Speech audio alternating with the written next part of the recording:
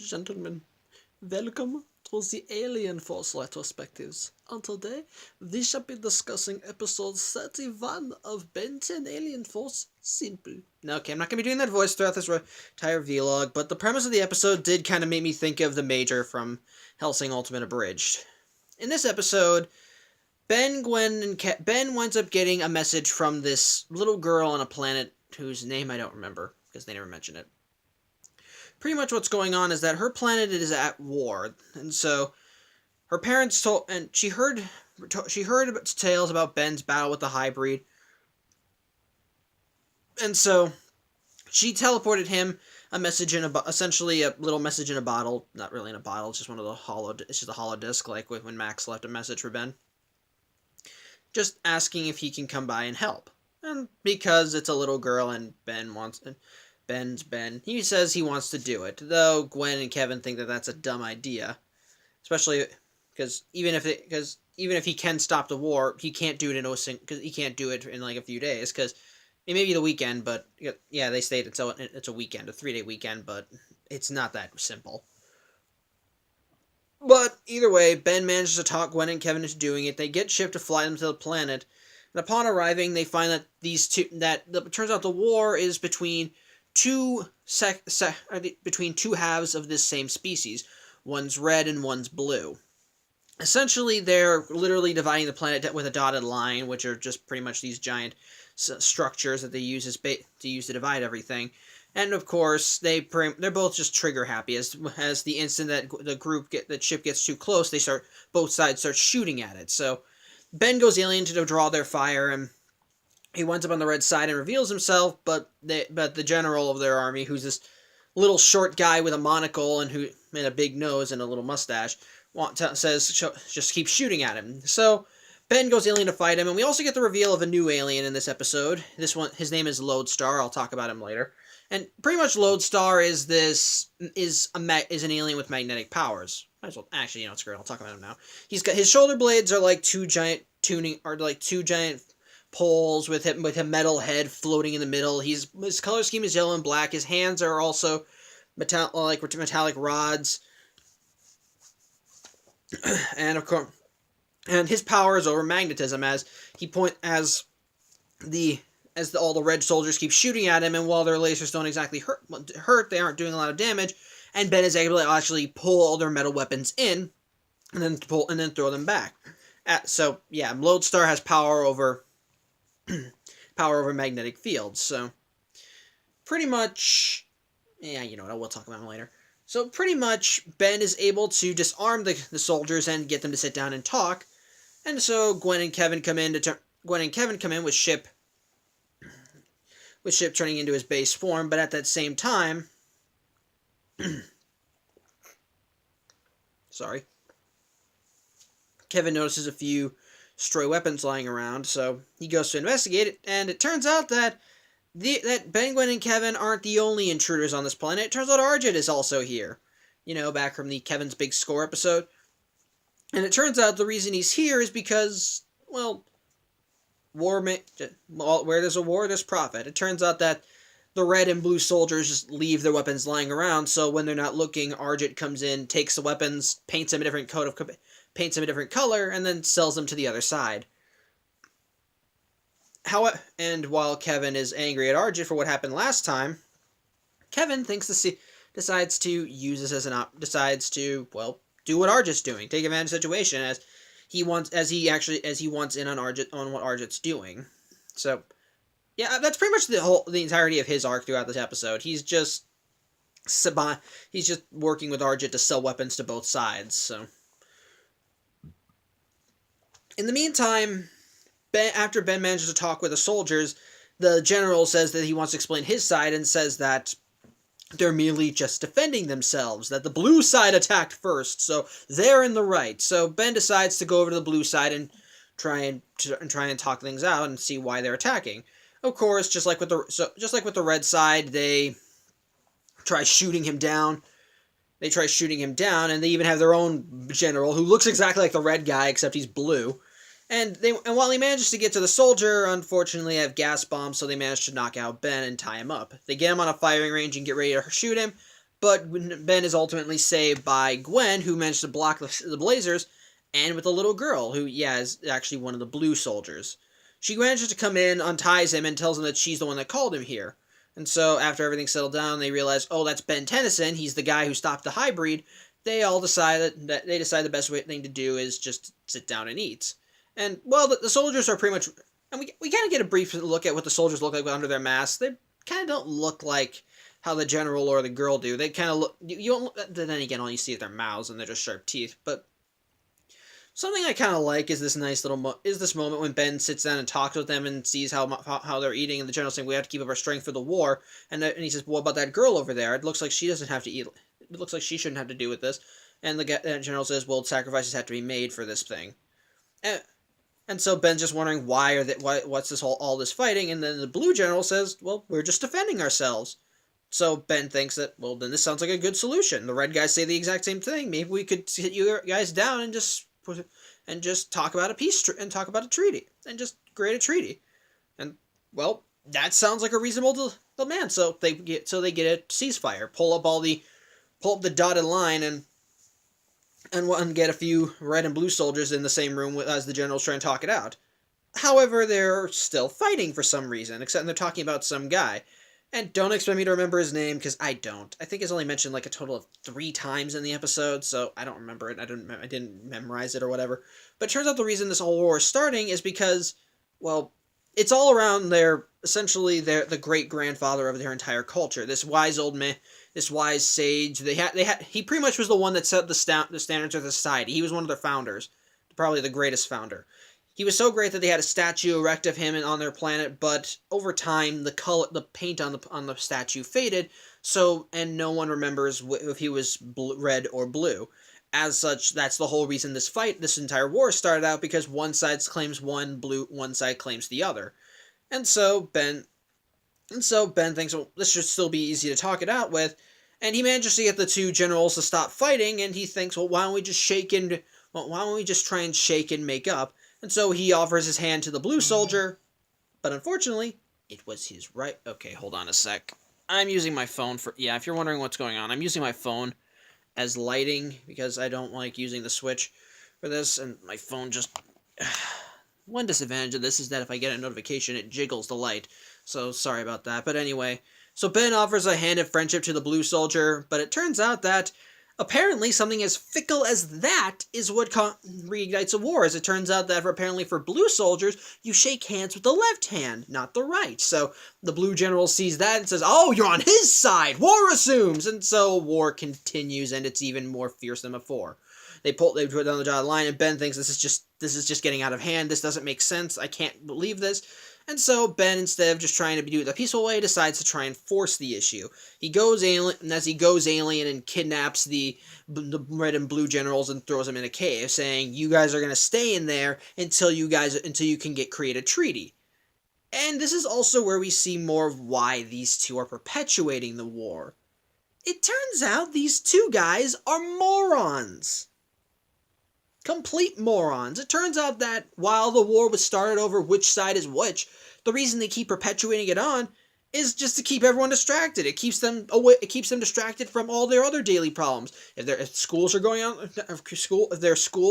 the crapper, blame it on the war. If something bad is happening, blame it on the war. If the war stops, suddenly they're the ones in charge. Suddenly they're the ones that have to deal with all this. Essentially, these 2 guys are complete and utter morons who I think even if they knew the color of this old guy, of their founder or whatever, they would still keep fighting just to keep everything going. And the rest of the episode keeps going.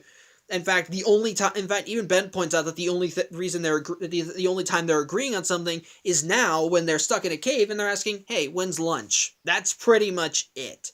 So of course Ben keeps them locked in the cave. Ben keeps them in the cave, threatening to go alien if they try and get out.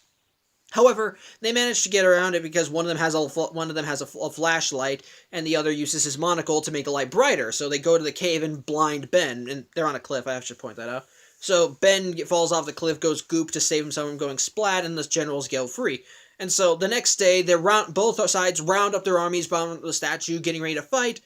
But just before they can get to battle, Ben comes in as Way Big. And this is actually one of my favorite moments in the episode because it's actually very bare and very mature, very well written.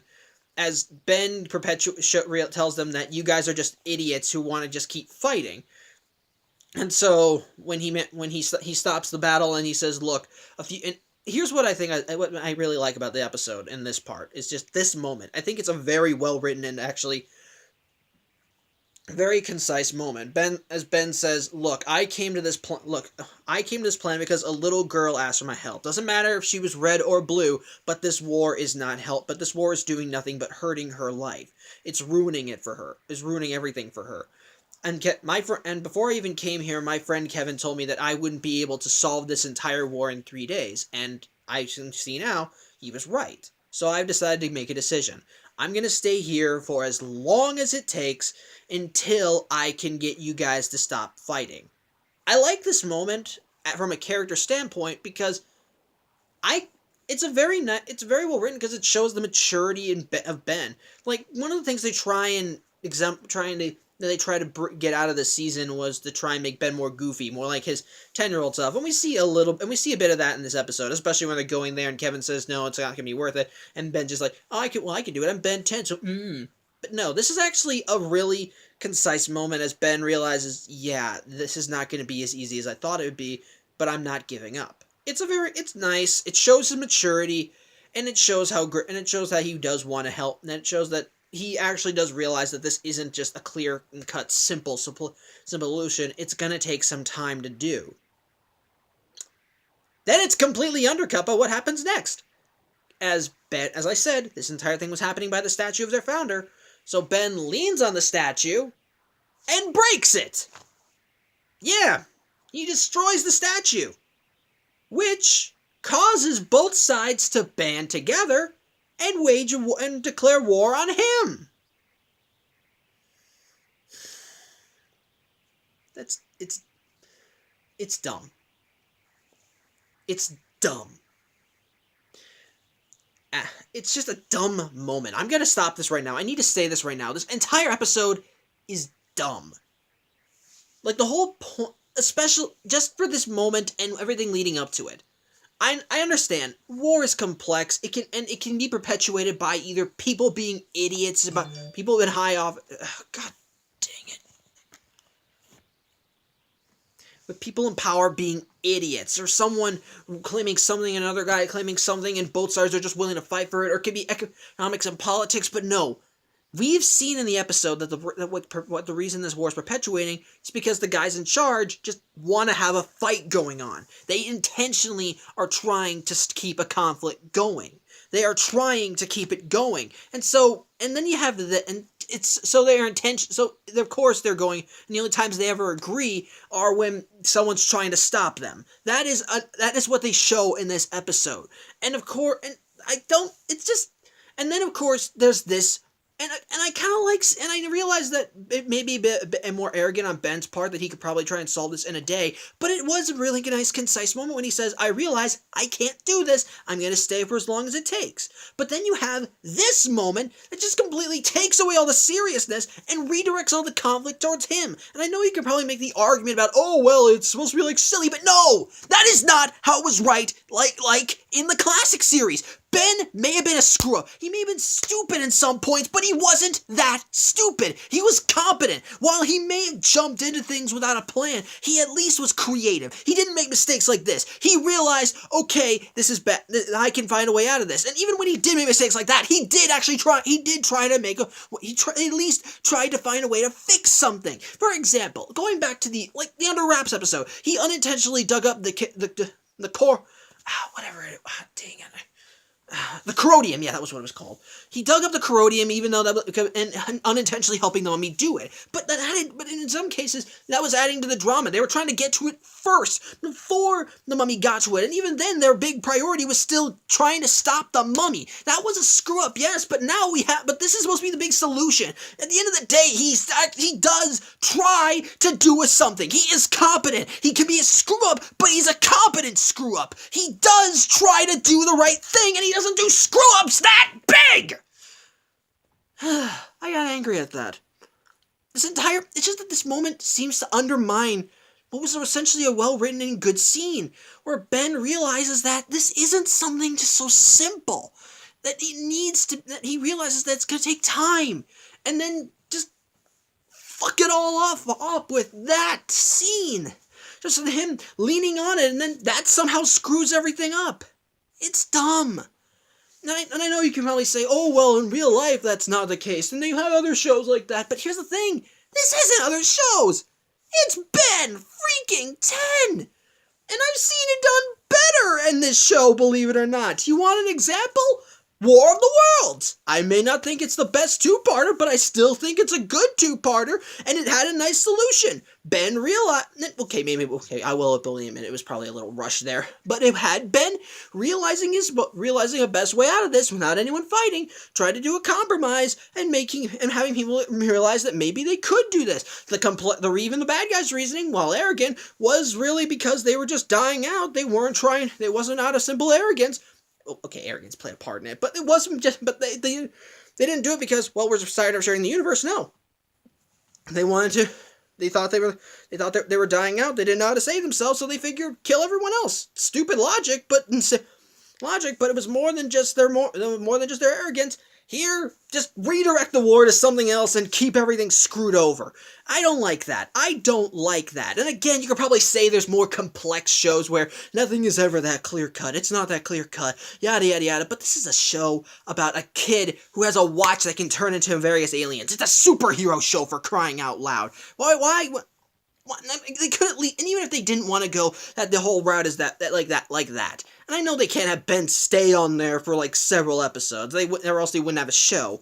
But at the same time, you could still maybe at least keep it open.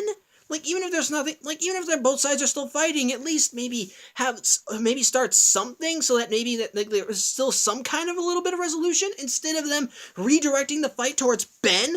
And this is the beginning of something that ultimately becomes a theme in the show, especially in Omniverse, with Ben as the screw-up. Something that I don't like, because, again, going back to the classic series, while he may have been a screw-up, he was a competent screw-up. He did try to do things the right way. He did try to do things competently. He was trying to still be a hero, and while he did try to avoid making those types of screw-ups, and while he did make some screw-ups here and there, he also did try to fix them. He didn't screw up that bad, and again, you could probably say, well, that's just part of his character, but to undermine it after that moment, where he makes this grand, mature, and very compelling speech.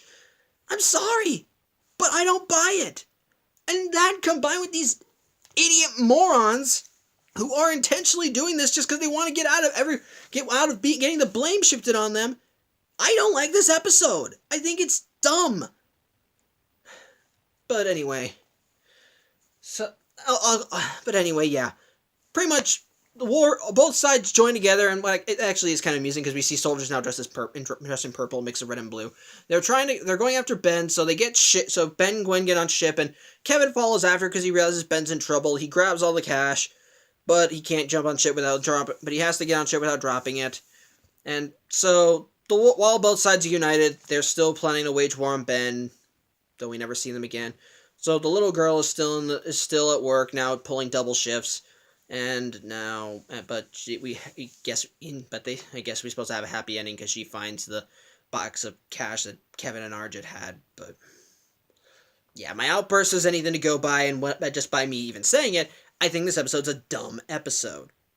But don't get me wrong, I think there is still some entertainment value in this.